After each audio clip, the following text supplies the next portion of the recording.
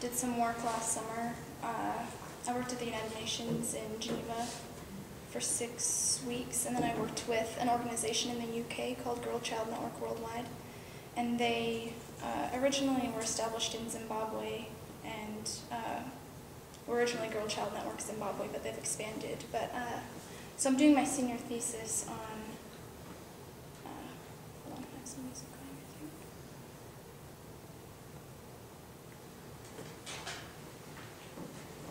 I think. So I'm doing my senior thesis on the status of girl children in Zimbabwe and their empowerment through this organization.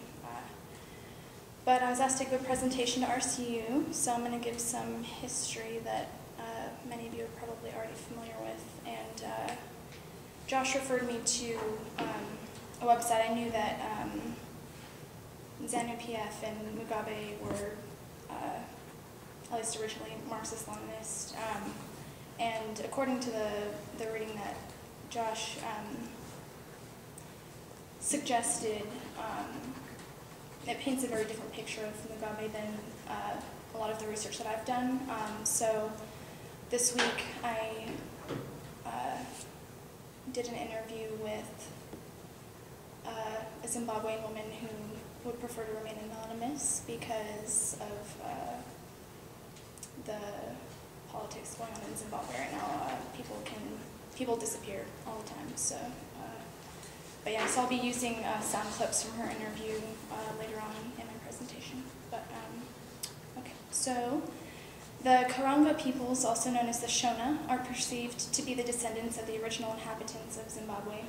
Between 1826 and 1838, migrants known as the Undebele entered the region and set up permanent settlements using military force to control their defeated subjects, the Shonas. Christian missionaries gave the region its earliest exposure to imperialism. For instance, the London Missionary Society began establishing missions in the 1820s. This had the effect of colonizing the consciousness of the indigenous peoples in favor of Western culture and beliefs, as Christian teachings undermined traditional African ideologies that were dismissed as paganism. Britain secured its monopoly on the region's resources through the Red Concession, which became the justifying document for British colonization of the Undebele and the Shona. The royal charter, or a royal charter, was granted to concession seeker Cecil Rhodes in 1889, authorizing him to create the British South Africa Company.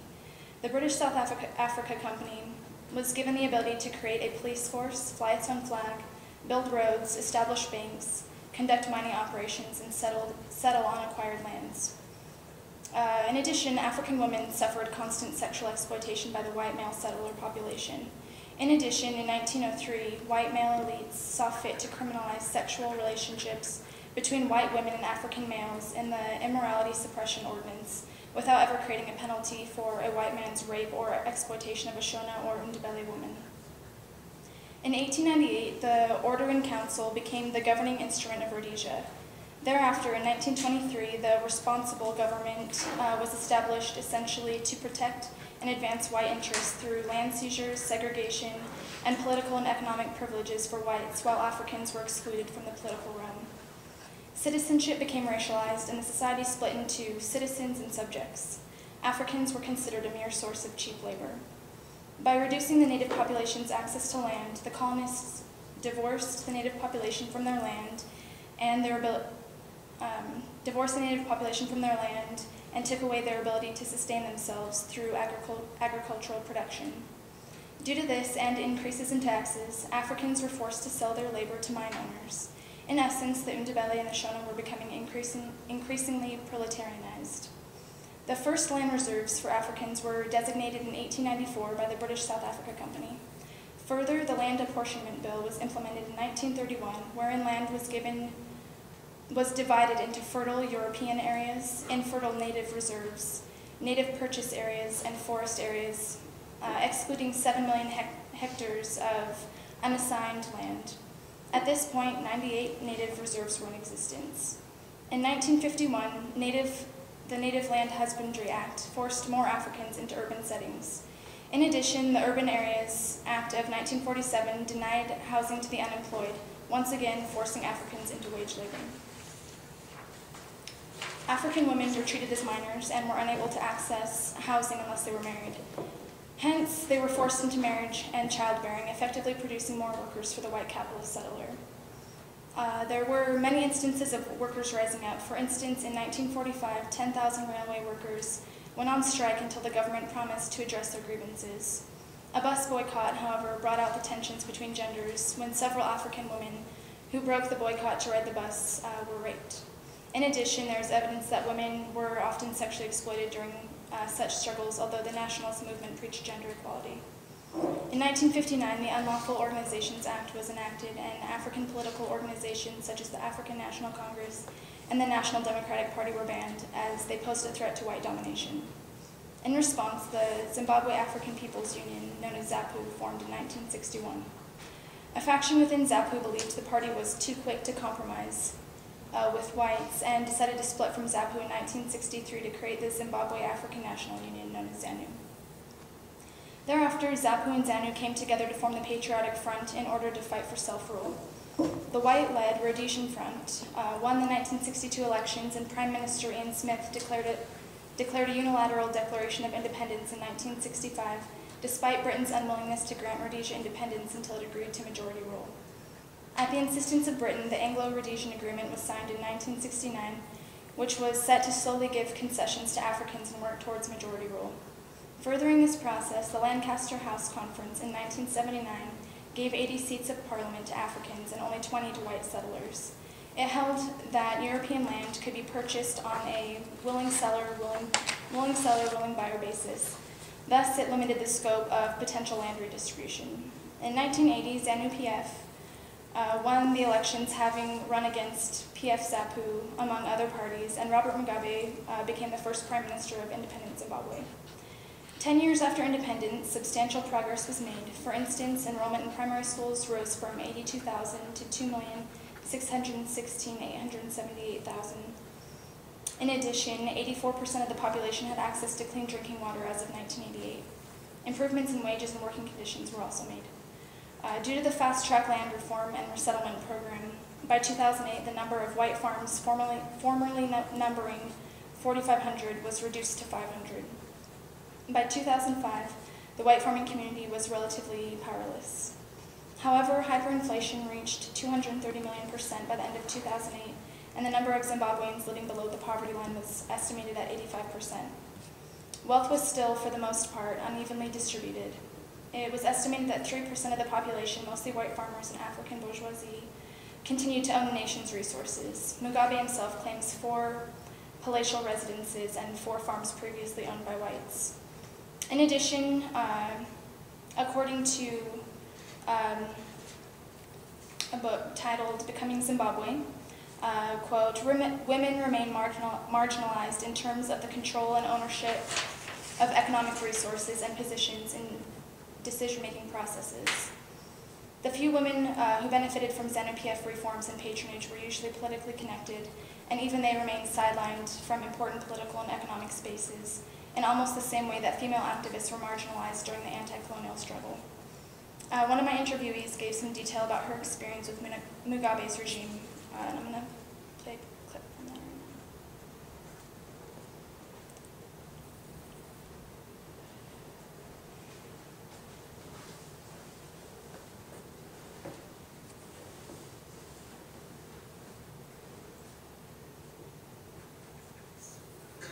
To hold a communist ideology, the resulting society should be one of equality of opportunities and resources that the Zimbabwe has created. Not at all.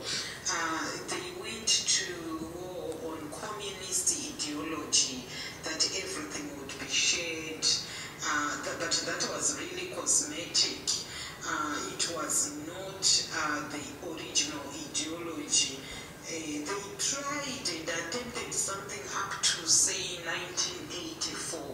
Then by 1985, we were very clear that there was a black aristocracy. Things were not going right. By 1990, when they started farm invasions, we actually realized that it's the same black aristocracy that had created like small armies that would then control the masses who wanted food. They were actually riot Zimbabwe, and that was the first indication for Zimbabweans that things were not set on a communist ideology. What we have now is a very rich black aristocracy that is living in the former areas where, like Borodale, Highlands, Chisipiti, and many other places where originally the whites lived. So it's a black capitalism that we have now. There is no equality in Zimbabwe. Resources are there, they are abundant, but they have been looted. You can imagine when the two farms were mostly given to anyone related to ZANU-PF politicians. So we can say to a greater extent we have been occupied by fellow citizens. Those who are the poorest are occupied. We are under small armies. You can't voice, you can't do anything. So those are just the people held under captivity. Then has the land reform benefited impoverished Zimbabweans or Mugabe's inner circles? Obviously, it's Mugabe's inner circles. Reports have come out on people protesting against the land reform. Nobody that we know is benefited from land reform. All right, so vote rigging took place on a massive scale in Zimbabwe's 2002 elections when Mugabe defeated the Movement for Democratic Change's candidate by 434,000 votes. The electoral roll contained 5.6 million names, yet the adult population only totaled 4.7 million. And I got some of her opinion regarding elections in Zimbabwe as well, so I'm going to play some of that.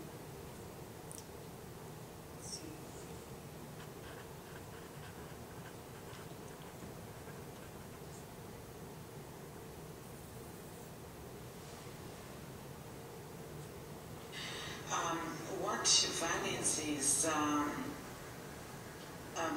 has Mugabe held on to power in the country? Do you think he has been fairly elected by the people?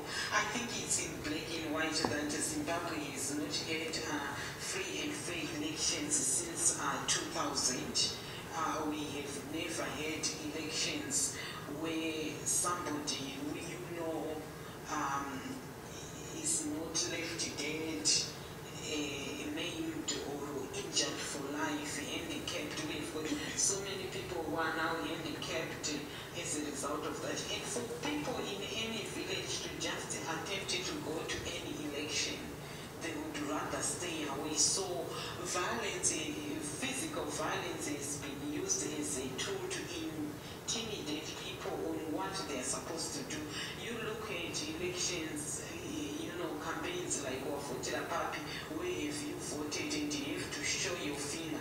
If your finger is found to have voted the MDC, it's chopped off. So a lot of people had their hands chopped off.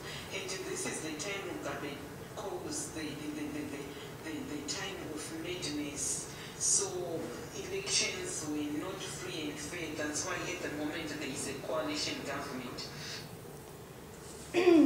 Such occurrences have defined Mugabe's regime that has held dictatorial power since 1980. According to my research, the past atrocities enacted by opportunistic white capitalists have indeed left deep scars in the country and its people, yet those currently in power are too concentrated on maintaining power to reverse the immense deprivations currently faced by the majority of Zimbabweans. So once again, it comes, in RSU, it comes to the question of reform versus revolution. Will governmental reforms adequately address the current state of Zimbabwe in favor of its people, or will the people need to take action in pursuit of their own interests? And I asked her about this as well.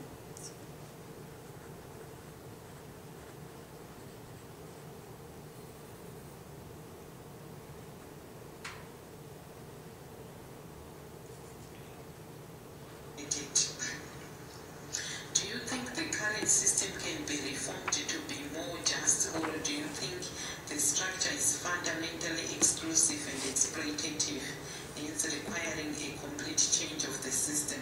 I don't think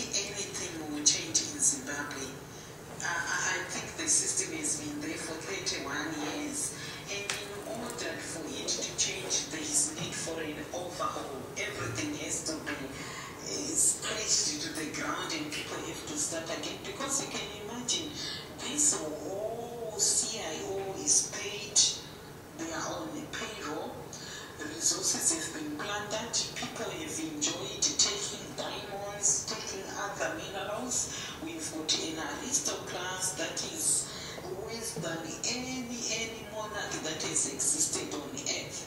So in order for any poor person to take them from the comfort of the money of the riches is going to take a real effort. So the system as it currently exists is damaging to girl children in countless ways. And I'm going to play one more clip from her, and that's the last time I'm going to play a clip from her.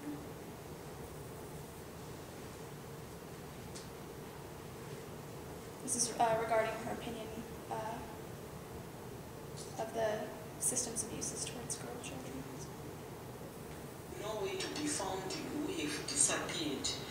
So how do you perceive this history of colonialization, struggle and dictatorship to affect girl children within Zimbabwe? I think wherever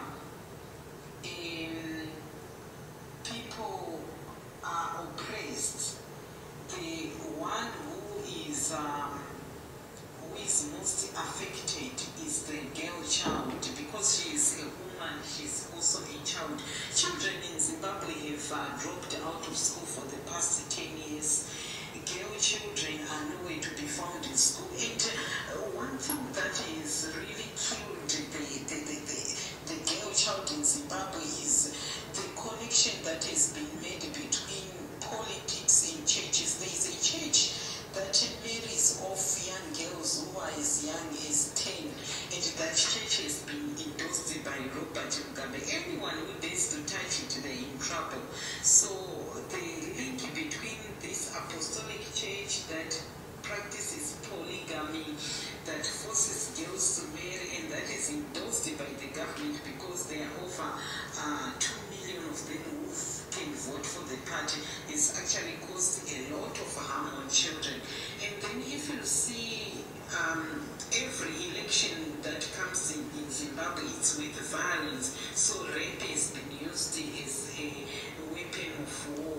We are also talking about the freedoms of these children to grow into active citizens. They know, and they are actually nurtured to know that they will never do anything as long as the government is there. So other issues that face girls include domestic violence, rape, HIV/AIDS, and there's actually a virgin myth that's perpetuated by the tribal leaders, where if a man has AIDS, he's essentially told to go rape a virgin, and it'll cure his AIDS. AIDS is really affecting girls. Poverty, child-headed households, forced child marriages, exploitation of their labor in the home and community, genital mutilation, virginity testing, and a general lack of opportunities and resources when compared to boys. Due to these widespread abuses, Betty McConey established Girl Child Network Zimbabwe in 1998 in order to support and promote girls' rights, empowerment, and education by reaching out to and advancing the circumstances of girls wherever they are economically deprived, at risk of abuse, subject to harmful cultural practices, or living in areas of instability. She formed the first Girls Empowerment Club in Zimbabwe with 10 of her female students who were being victimized at home, in the community, and at school. The Girl Child Network Zimbabwe alumni faced various challenges throughout childhood, and I got to interview a few of them, and one of them said, "Though my mother supported me, I was deprived of that right from my father. He openly told me and my mother it was not worth supporting a girl child because, after all, girls get married, so why waste your resources and efforts supporting someone who will be the property of another man?" Another one said, "My life was a daily struggle against poverty and lack of support. Sometimes my mother would pretend that she had stomach pains but not, and that she wasn't able to eat anything, and would encourage us to eat. I later realized she was sacrificing herself so that we as her kids could satisfy ourselves first." Betty herself had a traumatic childhood. She and her family lived in poverty, hence she became a street vendor at age 6, during which time she was raped by a man in the local community. Her father killed her mother when Betty was 9 years old.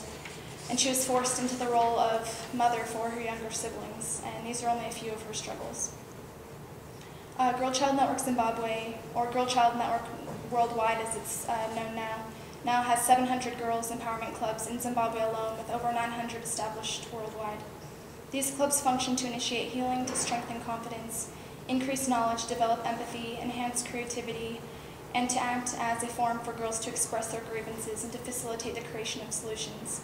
In addition to empowerment clubs, Girl Child Network Zimbabwe also started the Girls Empowerment and Education Fund, wherein girls can apply for small grants to finish their education or to begin self-help projects.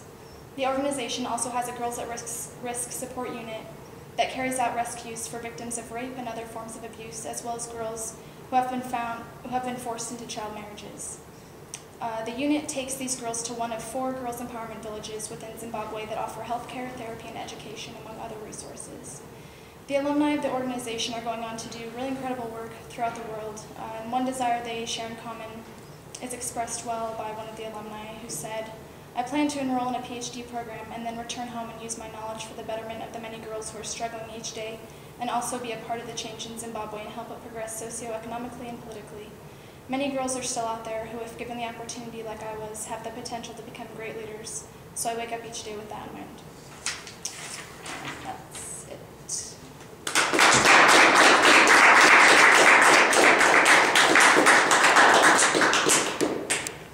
I was wondering, so I mean, it seemed like it, I mean, the new interview came down on the side of there needed to be a total revolution in order to fix the ills of this society, right? Mm-hmm. But I mean, given the U.S. and European military powers to exploit popular uprisings in order to reinstitute imperialism in countries, mm-hmm. as we've recently seen in Libya, do you think that that would be the best course of action, to destabilize a nationalist regime that has effectively resisted imperialism in that country? I mean, I think yes. I think there's risks involved, but I mean, you could have said the same thing about the white settlers. You know, is it the best thing for these people to overthrow this government that, I mean, it's a stable government, you know, and anyone at any time can essentially infiltrate a country and, you know, especially the U.S., you know, put in a new government. So I don't know why they wouldn't do that.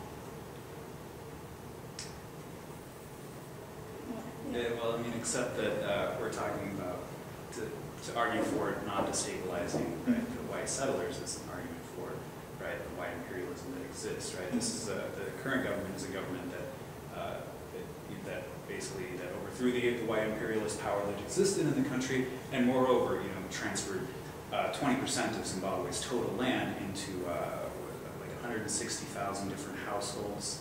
I mean, we can have criticisms about the way that was done, but that seems to me like a very positive thing for the native people in the country, despite, you know, many problems that they do have. No, yeah, I think there's, you know, I think progress has definitely been made, but I think that it's not enough for the people.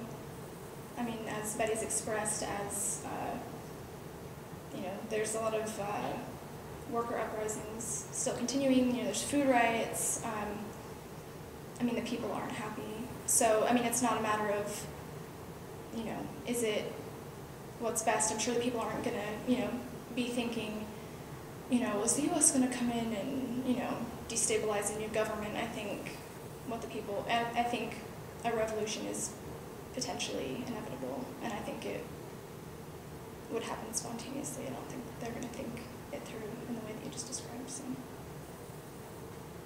I don't know. That's just my opinion. So my work's mainly on girl-child empowerment, so, but that's just my opinion. Any other question?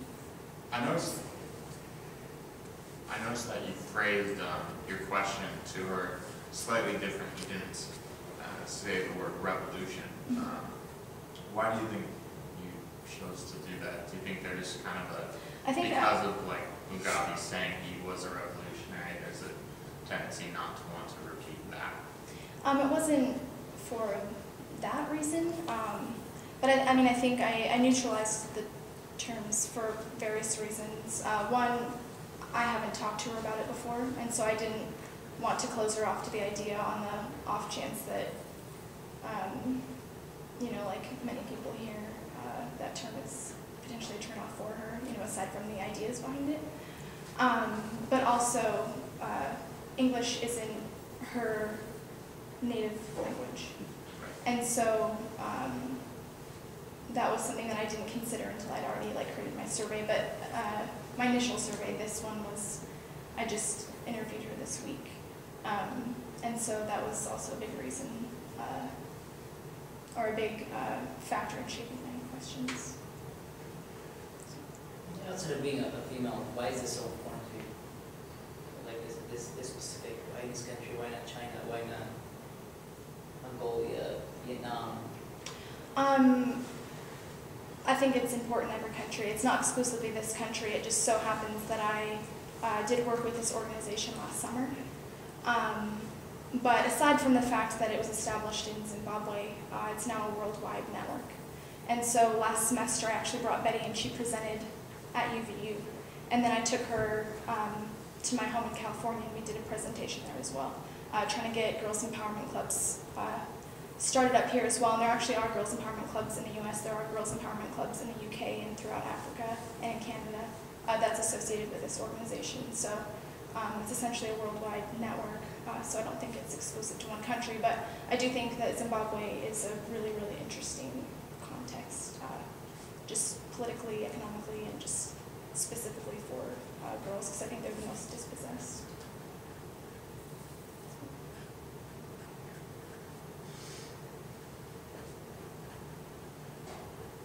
Any other questions? No?